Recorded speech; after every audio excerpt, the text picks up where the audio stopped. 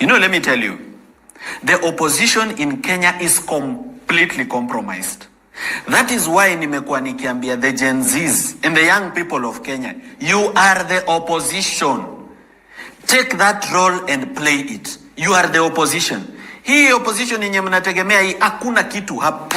There is nothing. Stop putting your hopes where there is no hope. Let me remind you of a Bible verse inside the Bible.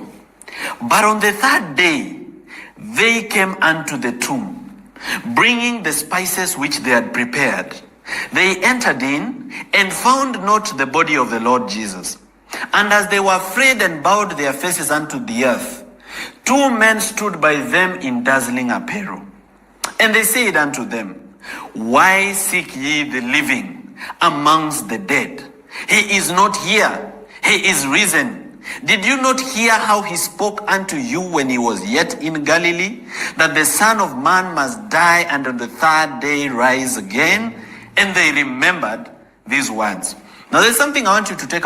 Person seeking better leadership, it will be a very great mistake to betray the blood of those who lost their lives on the street, whose brains were splattered after being shot by police, fighting for better governance, to just join in an opposition that is not offering a better future, that is not offering justice, that will not audit the debt because they are the source of the debt, that will not pursue corruption because they are corruption itself.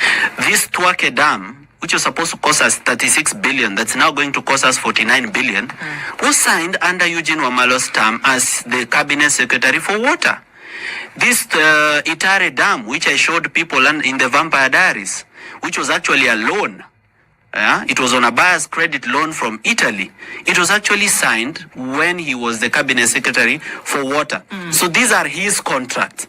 These are the things he did while he was in office. You can see the stalled Mwache Dam in Kwale. These are billions and billions of shillings that have been lost in a way that is shocking. Mythical Inturi, fake fertilizer scandal.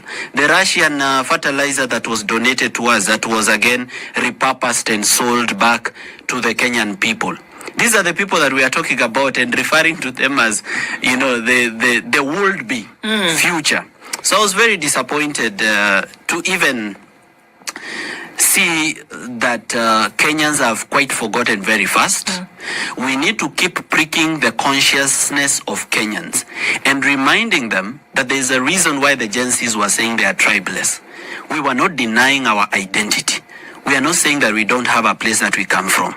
All we are saying is that we don't want tribalism to be the qualification for leadership, where you just vote for somebody from your tribe, even without looking at their history, even without looking at their vision, even without asking them for a manifesto. You just say, huyu ni wetu, kura kwako. Huyu ni wetu, kura kwako. The end result of it is that it gives us leaders of very poor integrity. Yeah? Leaders are trooping to Wamunyoro to go and see Rigathi Gachagua. Outside Wamunyoro's house, outside Rigathi Gachagua'S house, is a road. The road is called Kwa Wamboi, Karandi Road. It was worth about 1.2 billion shillings. He received a kickback to his bank account. How do you know this? How do you know that? Oh, okay. Let me give you the facts. So now, this is it. It's called the 21-kilometer Marua State Lodge, Kwa Wamboi, Nduduini, Karandi Road. It passes outside his house. Now, the money was deposited to a bank account owned by a company called Skytop Agencies. The director of Skytop Agencies works at a salon owned by the Gachagua'S. She's called Miss Maka. She's a hairdresser. She works at a salon owned by the Gachagua'S. And this contract was worth 1.5 billion. Okay. And 15 million shillings was deposited in his bank account. So if this is the person that you're bringing forward to say that now we have a leader, now we have a future. We always see Rigathi Gachagua taking a walk in the mountain, in mornings, Healthy, morning walks. Where he walks, I was there for Vampire Diaries. Just where he usually walks, in Mount Kenya Forest, there is a project called the Sagana River Restoration Project. That project was worth, I think it was about 1 billion shillings Okay? The Sagana River Restoration Project. It was worth 1.1 billion shillings. This project was given to a company called Baran International and Gachagua'S company, which is called Machine Center Limited. Gachagua was paid. The director is Gachagua'S PA and CDF manager is called Wahome. He was paid 443 million. And the project stalled. And now we are looking at Gachagua as a future. How can it be the future how can we be jumping from the frying pan straight into the fire? To the fire. Now, Kebaso, as you speak clearly, you've been a jailed community before the entrant of, you've been a jailed community as the opposition pushing this agenda. But here now you raise very critical matters. One would assume that these are issues that you've raised with your crew, let me call them your crew, with your partners in this opposition. Yes. Have you raised these with the party? What have they said? You see, I've sat with the opposition in about 5 meetings. I may not agree so much with Jimmy Wanjigi politically, maybe we may not be on the same side. But I was happy that in every meeting, Jimmy Wanjigi kept asking the same question. He kept saying, what are we uniting for? He kept asking every single meeting until it became like a bother. But he was asking a very fundamental question. He said, yes, you're saying we should unite. Cross-political and cross-generation. Young people and old from different political parties. But our unity cannot be just to remove William Ruto. We have to offer a better future.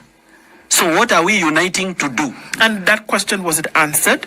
It was never answered because you cannot ask the problem to be the solution to the problem. How do you expect the problem to answer you on what the solution is to the problem? And we need to understand the language of double-speak of politicians. For example, Uhuru Kenyatta just told the Gen Zs, fight for yourselves. Help us fight for Kenya. What on earth is he talking about? Then what is he telling us? He is the one who took 6 trillion shillings of our money. So who are we supposed to fight? Unless he's telling us to go for him. The amount of money that was stolen under the Uhuru regime will amaze you. Election day, when William Ruto is being voted for to be president, we lost 12 billion. How? It was withdrawn from the treasury.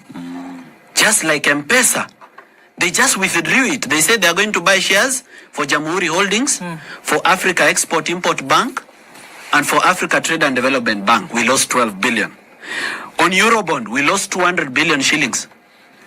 On COVID-19, the KEMSA kits, we lost 200 billion. On SGR, we lost 600 billion. We paid twice for the project. On Huduma Number, we lost 10 billion. On Maisha Number, we lost 1 billion. In NYS, we lost 1.9 billion. We promised children laptops. We lost 24.6 billion. With NCPB, we lost 1.9 billion. BBI, we lost 2 billion. Imperial Bank, fraudulent schemes, 34 billion. Now, Morara, when you say lost, what do you mean? That is the money that was stolen and cannot be traced and nobody can find it. I'm asking the young people of Kenya. You came out to the streets. You said you want better governance. The people you are asking to give you better governance are incapable, unable, completely, impossibly unable to give you the good governance you are asking them for. Because they benefit from this system as it is. So if you want to change this country, stop limiting yourselves. Stand up, be the members of parliament, be the senators, because you qualify and you have the numbers. 15 million votes is enough to have a whole parliament, a whole senate, and a new president. Stop underrating yourselves. Stop seeing yourselves as voters. Sisi ni voters.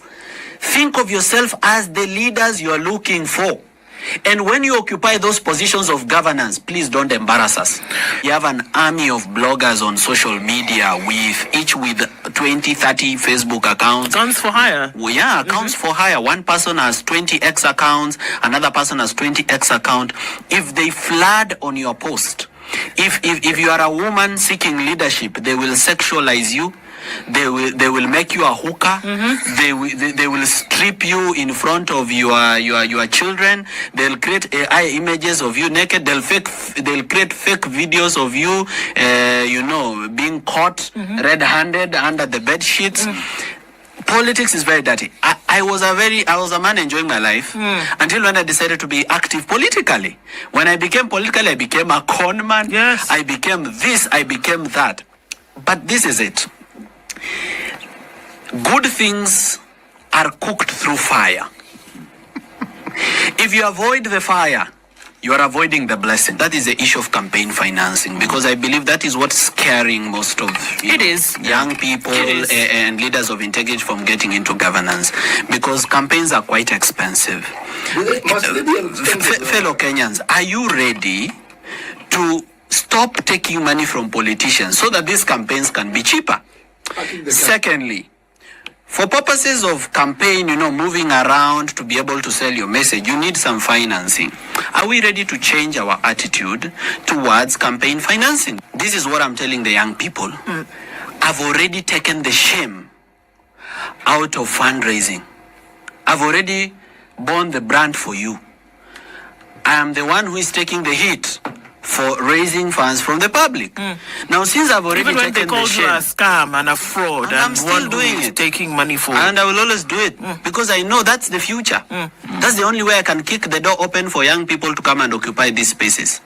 So, since I've already taken the shame out of this, and nobody can shame the shameless, now start. Do not be afraid. It doesn't have to be publicly, it can even be privately, but don't be afraid to approach people of influence in your circle or in your society who you believe can assist you finance your movement, your campaign posters, or even your videos for you to be able to campaign and deliver the governance or vision that you have for people. Don't be ashamed. Usiogope kuomba. Itisha, because when you ask money from people, you'll be accountable to them. In fact, leaders who raise money from the public, they rarely ever betray the public because they know the consequences. If the public has contributed even 100 bob to your campaign, it's very personal. By the way, sometimes on social media you see Kenyans angry sometimes with some things I say. It is because they invested and they don't want their investment to go to waste. Indeed. That is why I'm put on a very high standard.